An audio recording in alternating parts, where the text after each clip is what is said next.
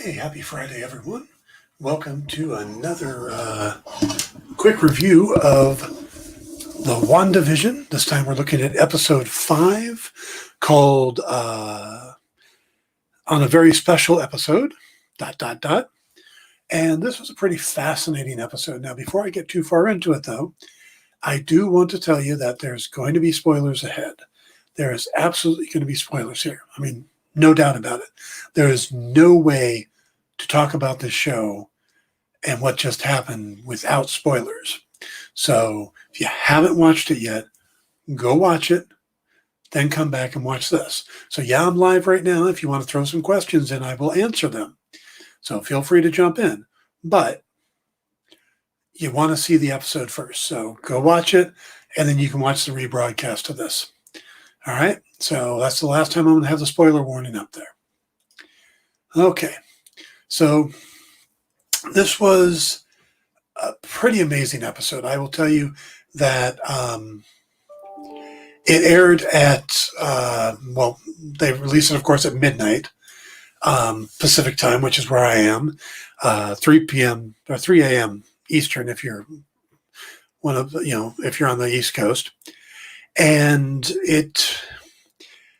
I literally got to the ending credits, watched through the credits just in case, and then hit restart and watched it again.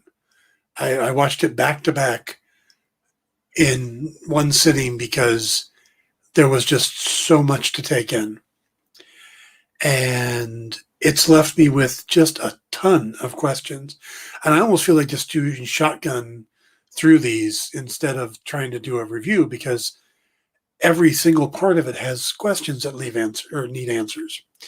So just give you the setup, though. We're picking up from episode 3, since episode 4 was a rehab, the other side of episodes 1, 2, and 3. So we're kind of picking up from the birth of the children, Billy and Tommy. Now, the first thing I noticed while watching it was in the previously on WandaVision section, there is a line that Wanda gives in the original. Now, I don't know if they changed it in episode 4, but in episode 3, Vision came in the house and said, "Where's Geraldine?" And she said she left, honey. She had to race home. But in this episode's recap, she doesn't say that. She says she left. She didn't belong here. Now, why they would change it in the recap? And again, I haven't had a chance to go back and see if episode 4 made the change as well, or if it was just this one. But that jumped out at me big time as something, because that scene was important and what she said was important. So that fascinated me. Now, from there, we get, hey, Andrew, how you doing? Good to have you. I'm just going to go through some of these. I've lost there we go. So once we get into the story, there's that moment that Agnes comes in to help with the kids. And when it doesn't quite go the way she thinks it's supposed to go, she turns to Wanda and says, "Should we take it again from the top?" Which really stunned both Vision and Wanda, because it's like, okay, Agnes knows what's going on? Agnes knows this is all just a show within a show? That's kind of weird. So don't know what's going on there, but Agnes is definitely kind of clued in. And we see that through the rest of the episode. She also tried to use her powers to get the kids to go to sleep, and it failed. This is the second time her powers have failed. The other time being when she tried to get rid of the stork. So there is definitely something else at play. Now, it could be Billy.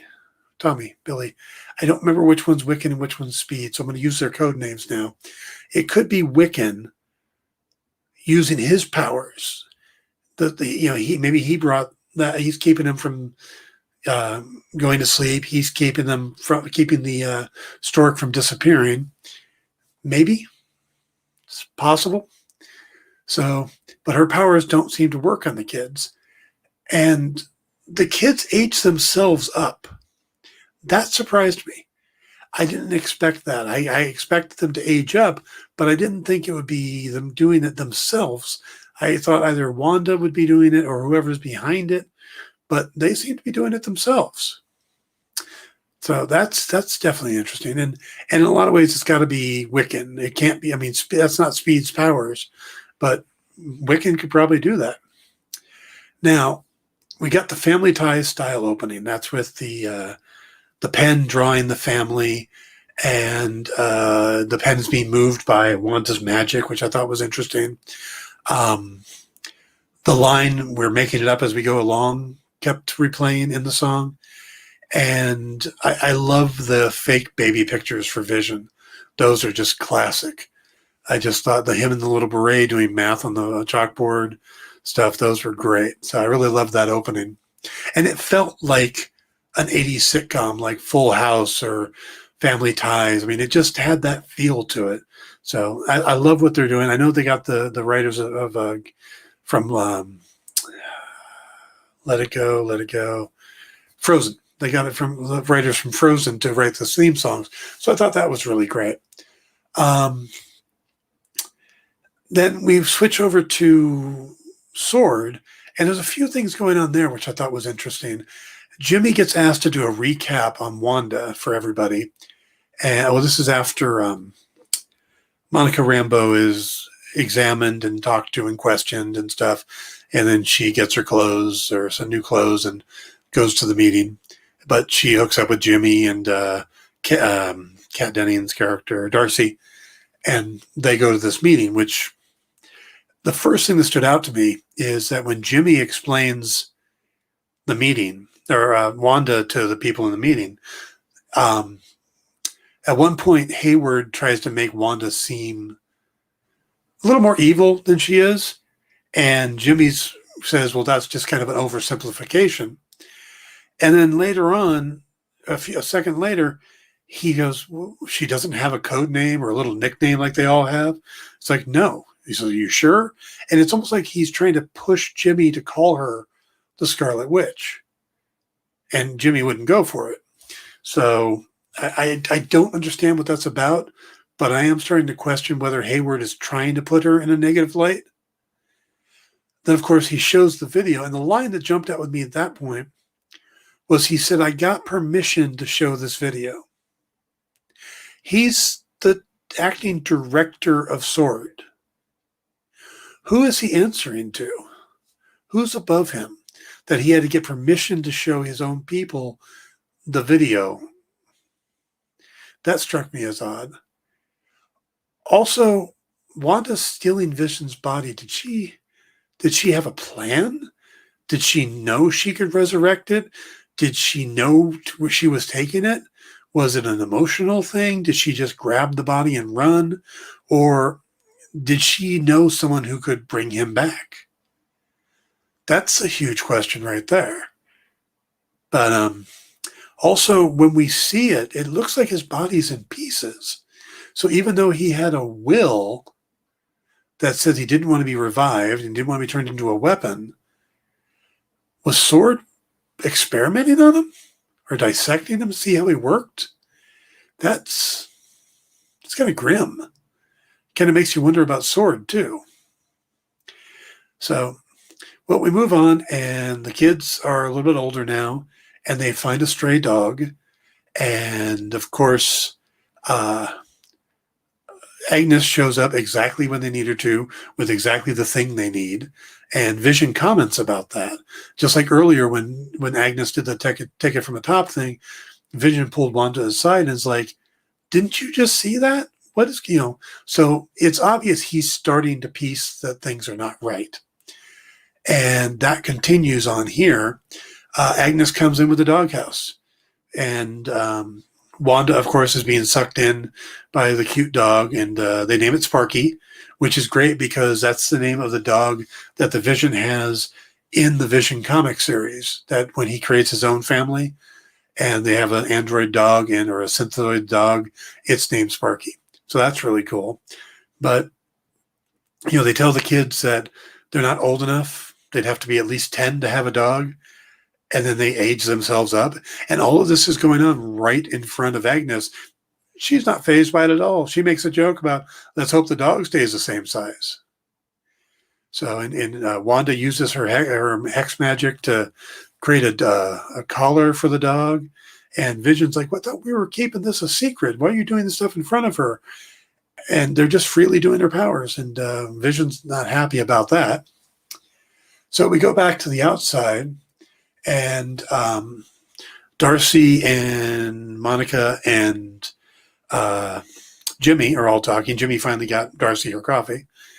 And they find out that the outfit that Monica came out of the anomaly in is still made of the same material of the stuff she went in wearing. So it was still bulletproof. It was still Kevlar weave, even though it looked like something out of the 70s with fish on the bell-bottom pants.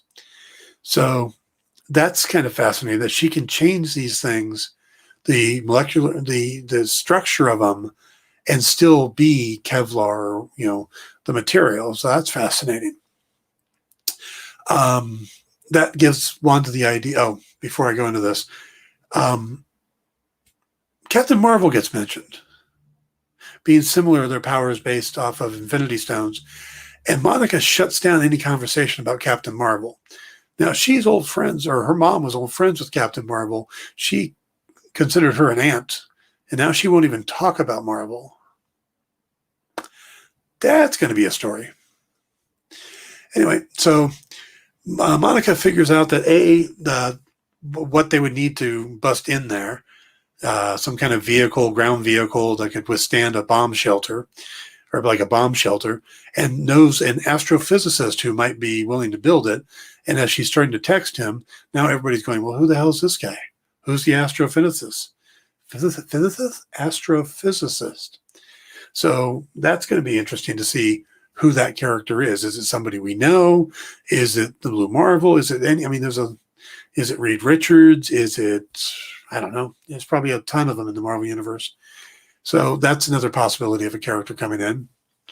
But then she realizes that if they send something in that's of the right era, she may not change it. So they send in an 80s era drone to try to communicate with her, and Hayward puts a missile on it. And when Wanda doesn't seem willing to talk, he tries to fire the missile, which leads to Wanda walking out of the anomaly and throwing it at his feet and having a frank discussion with them about leaving her alone. And they're like, you've kidnapped thousands of people. And Monica tries to make a connection with her saying, I can help you. She goes, how are you going to help me? I have everything I need. And you're not taking it away from me. And then they've got all these guns pointed on her, and she makes all the soldiers change and point their guns at Hayward, who freaks out, having a bunch of guns pointed at him. And then she goes back inside the bubble and turns it solid red so that people can see it, and they know not to, that they won't be able to come in. So where she was trying to hide it before, now she is openly like, this is my domain, stay out. So yeah, that's pretty amazing. I didn't know she could control that many people. It was almost like watching the scene from X-Men where Magneto has all the cops turned with the guns and stuff. So that was pretty scary. But when they get back inside, the dog is missing. So the kids and her go looking for the dog. And of course, we see the mailman again, who's just a weird character because he doesn't seem to have anything going on other than occasionally walking by and making a joke. And he talks about how, your mom's not going to let the dog be gone long. And it's like, does he know what's going on? Who is this mailman? I've heard some people talk about him being the missing witness. I don't know. He doesn't stand out as an actor of name, so I don't know if they'd make him a big bad or anything. But it seems like he's something. So keep an eye on the mailman. When they do find the dog, he's dead. And supposedly he got in and ate azaleas, which is something that will kill dogs. Absolutely. That is something. And of course, it's Agnes's azaleas. And she's got the dog wrapped up. And the kids get all upset and they want her to bring the dog back. And it's hard to tell if Wanda can't or won't bring the dog back. It seems like it can't. And that's a huge thing right there. If she can't bring something back to life, then how's Vision back? But the boys try to compensate for the pain by aging up, and she has to stop them because she's like, no, don't just grow up and out of the pain. You got to learn from this and become stronger because of it. So that's an odd moment. And of course, Vision shows up, and they head back to the house, and Vision makes a comment about it's not every day that you get a dog and bury it in the same day. And he brings up, and I skipped over a whole thing, when he goes to work at one point and they get an email, he's setting up the computers, he gets an email, and it's an email from SWORD talking about the Maximoff anomaly and giving them all this information. Well, he figures out how to snap Norm out of Wanda's control. And as soon as Norm comes out of the control, he is desperate and terrified and wants to be able to call his dad, and is just trying to find his phone and is begging for help, and don't let her do this anymore. You got to stop her. And he's so upset that Vision puts him back in the trance, or back under Wanda's spell. But that brings up so many questions right there. How is Vision taking them out and putting them back in? And who's doing it? Because, yeah, it's easy to think, well, it's Wanda. But she said she, but didn't say Wanda. Just said she. Now, it's very likely it is Wanda. But there's a few other female characters like Agnes and Dottie that we don't know enough about. Maybe she's not the one controlling it. Maybe the actors are, going along. Maybe someone else is controlling the people, making them dance to whatever Wanda wants. A lot to think about there. But so Vision goes back home, and when he confronts her about it, Wanda doesn't want to have the conversation and starts the credits rolling, showing us that she is completely in control of this, at least, and wants to just skip over the fight. And, oh, yeah, we'll just watch TV and have a good night. And Vision's like, and tomorrow you'll just change everything again. And he's not having it, and follows her and basically forces his way through the credits to keep going. And they get into this big fight, and he is emotionally angry and scared because he doesn't remember life before Westview. He has no memory before episode 1. And they face off, and finally, it calms down enough to start talking. And Wanda, Wanda's like, you think I'm controlling everything? And he's like, there are no kids at the playground. There's no kids in the entire town. Why is this? What is going on? And she's like, I don't even know how this started. So she's not sure how it started either. And just when they're about to get into a conversation, the doorbell rings. Now, he looks at her skeptical, like, oh, yeah, you're changing the conversation. And she's like, I didn't do that. I didn't make that happen. And he doesn't believe her.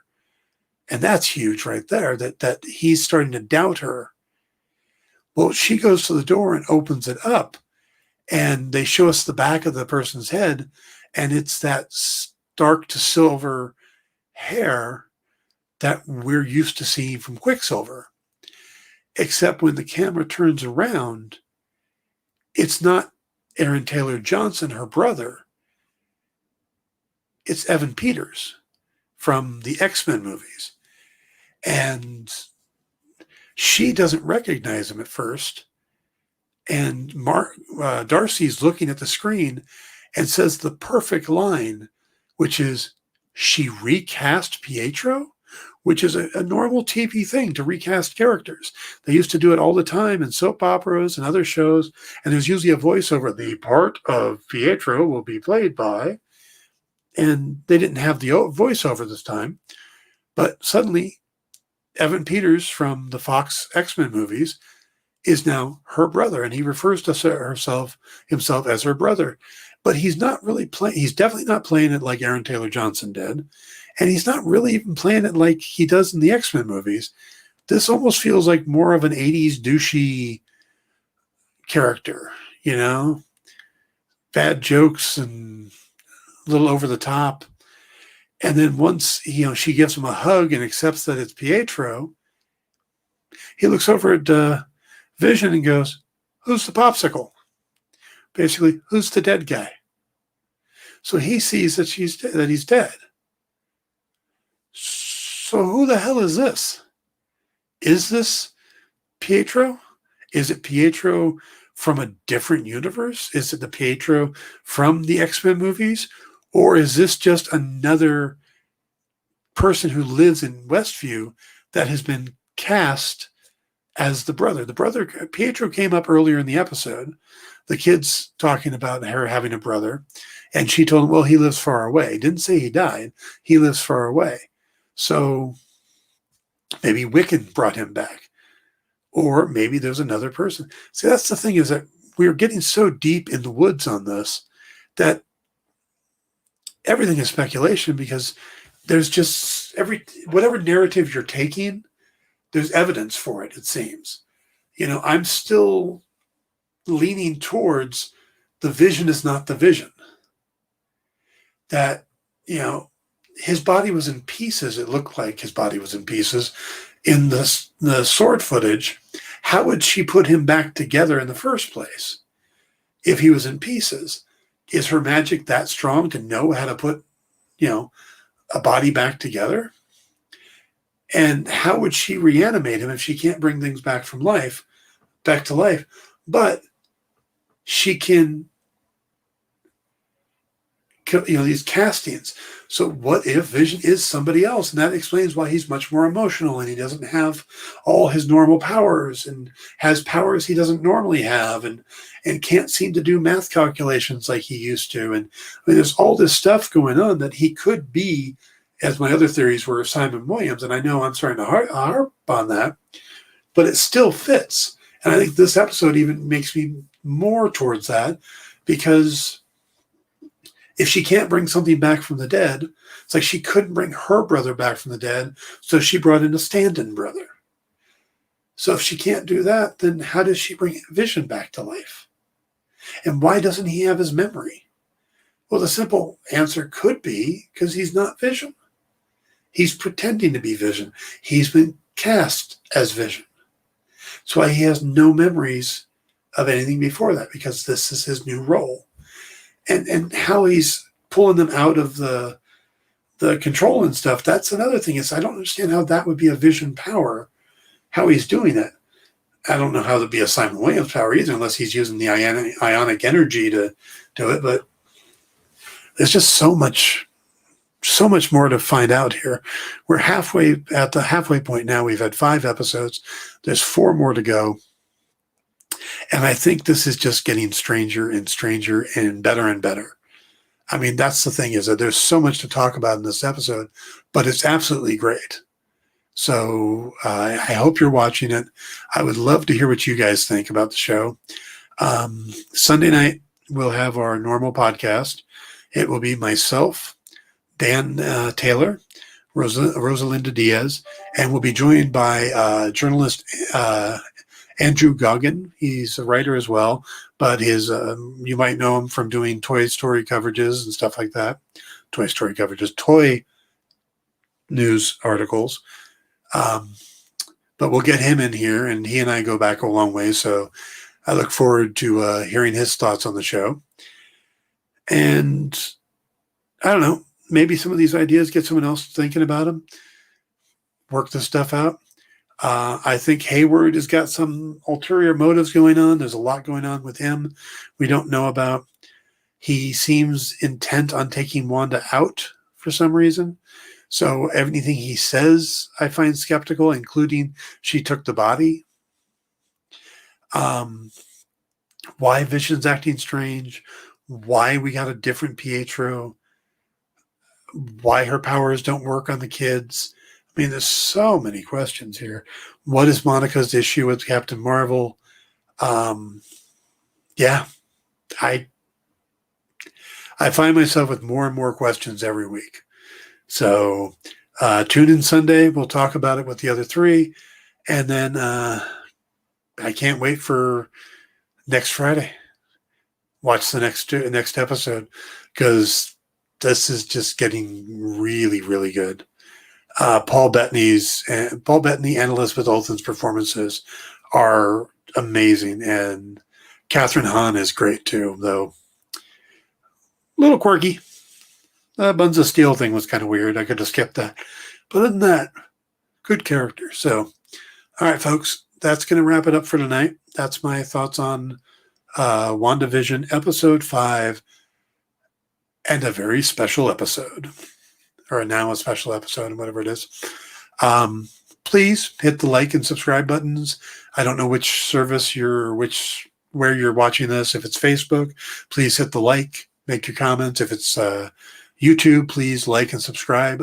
Trying to build a website there, or build a channel there. Twitch, same thing. Please like and subscribe. And I will talk to you guys in 2 days.